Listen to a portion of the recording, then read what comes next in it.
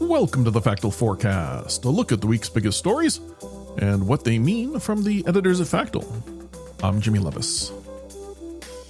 Today is August 20th, and in this week's forecast, we've got a controversial border project in Texas, an IndyCar race in Washington, D.C., an annual speech from Singapore's Prime Minister, a doctor's strike in Paraguay, and Independence Day in Ukraine. You can also read about these stories and more in our weekly newsletter, which you'll find a link to in the show notes. Up first, we'll take a look at a controversial border project involving a national park in Texas. For more on that, I've got Factal Senior Editor, Joe Veyera. Hello, Joe. Hey, Jimmy. How's it going? It goes well, and I'm glad you're here. Saw this story mentioning the words U.S. border controversy and national park and knew you were just the person we needed to hear from. So what exactly is going on with the situation in Texas? Yes, so there's been a lot of developments in the past few days. On Monday, U.S. Customs and Border Protection Commissioner Rodney Scott announced a construction pause on a planned $1.7 billion project in Big Bend National Park in West Texas. There had been a months-long backlash to this project, and it really started to ramp up as work began, and videos went viral showing bulldozers uprooting trees and clearing parkland. Several lawsuits had already been filed to stop construction, and there were a lot of concerns that went into play here.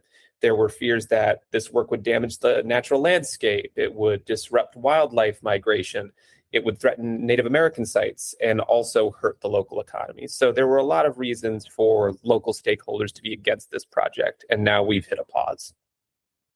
And what's the latest? Have you seen any new developments? Yes, so Scott visited Big Bend on Thursday, and that was a day after he met with local stakeholders on the issues they have with the project in its current form. It was a bit of I guess the best way to put it is step back from what he said last week, where he said the extent of the work would be building one new access road, improving existing roads on the site, installing detection technology, and placing vehicle barriers in limited strategic locations. That's what CPB said. The quote from the press release last week was, "We are not building a 30-foot wall or stadium lighting." So the idea there was this is not as substantial as a project as people fear it might be, but we still saw that turnaround this week and the pause on the project. Well, what sort of reactions have you seen to this? They've been pretty wide-ranging. Some have questioned the need for any sort of additional infrastructure. They cite the rough terrain of the park and a limited number of attempted border crossings between the U.S. and Mexico there to begin with. So let's talk about the Big Bend sector. That accounts for a fourth of the border, and that's more than just national park land. It's about 517 miles. Despite being a fourth of the border, it accounted for 1.3% of the apprehensions recorded by CPB in the fiscal year 2025. And that's a trend that has continued into this year in the numbers we've seen so far. This administration, though, has put a premium on curbing illegal border crossings at all cost. And you think back to President Trump's big, beautiful wall comments that Mexico will pay for, dating back to his first term. But in this particular instance, the pushback has been bipartisan. And we saw more than 40 members of the Texas State House, Democrats and Republicans alike, signing a letter calling on Governor Greg Abbott to intervene in whatever way he could to put this project on pause or stop it entirely. Well, considering all this, what do you think folks ought to be watching for next then? There are a lot of open questions here. So first off, it's unclear when this pause will end now that we've got Scott on the ground in Big Bend talking with the community. And then what changes the administration will move to make, if any, to the project in its current form. But at the end of the day, it has shown at least some level of willingness from this administration to take feedback from the communities impacted by the projects they're looking to do. Well, Joe, we'll have to pause there for today. But as always, thank you so much for keeping such a close eye on things for us. Appreciate you. Thanks for having me back. Spectators will be gathering in Washington, D.C. starting Saturday for an IndyCar street race in the nation's capital. The event is part of celebrations marking the 250th anniversary of the Declaration of Independence. Practices and qualifying races are set to begin on Saturday. Last month, an FBI official said there were no credible threats being monitored in connection with the race. Still, authorities are urging visitors and residents to remain vigilant and report any suspicious activity. Now, officials say a large number of uniformed officers will be deployed across Washington, D.C., with traffic control points in parts of the city. Traffic impacts are expected to continue through September. The FAA also plans to halt flights at Ronald Reagan Washington National Airport for 3 hours on Sunday, though the exact timing could change. Flights could also be impacted on Friday. Organizers say hundreds of thousands of people are expected to attend the festivities, which will also be streamed online. Singapore Prime Minister and Finance Minister Lawrence Wong will deliver his annual National Day rally on Sunday. The speech at ITE College Central in Ang Mo Kio is considered one of the government's most important annual policy addresses. It'll be Wong's third National Day rally as Prime Minister.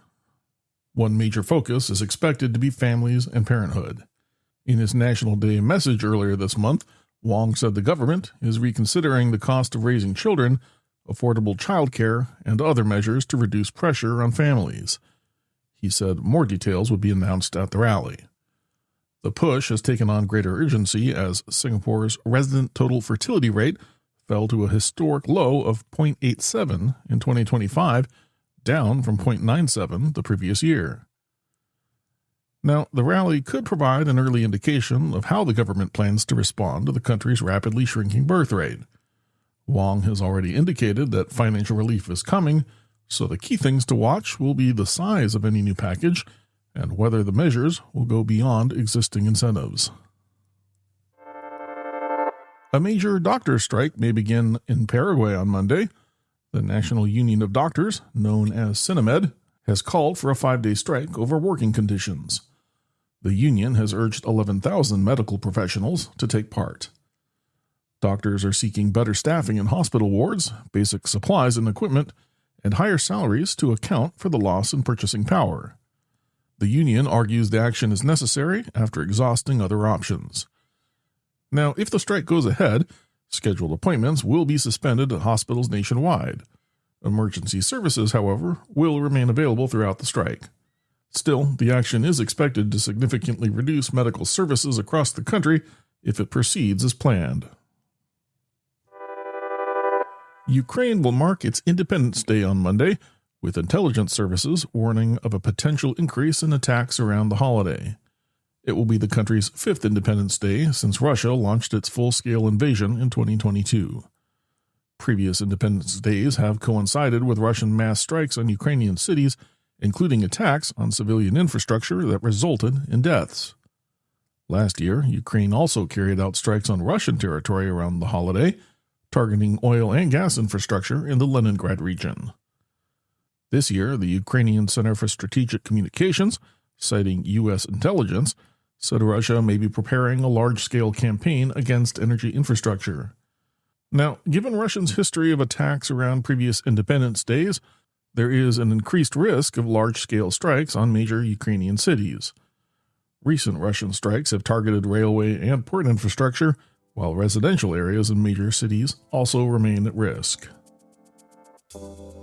As always, thank you for listening to the Factal Forecast. We publish our forward-looking podcast and newsletter each Thursday to help you get a jump start on the week ahead. Please subscribe and review wherever you find your podcasts, and we'd love it if you'd consider telling a friend about us. Today's episode includes work from Factal editors Teresa Seeger, Clara Itwainam, Michael Archer, and James Morgan. Our interview featured editor Joe Veyera, and our podcast is produced and edited by me, Jimmy Lovaas. Our music comes courtesy of Andrew Gosby. Until next time, if you have any feedback, suggestions, or events we've missed, drop us a note by emailing hello@factal.com.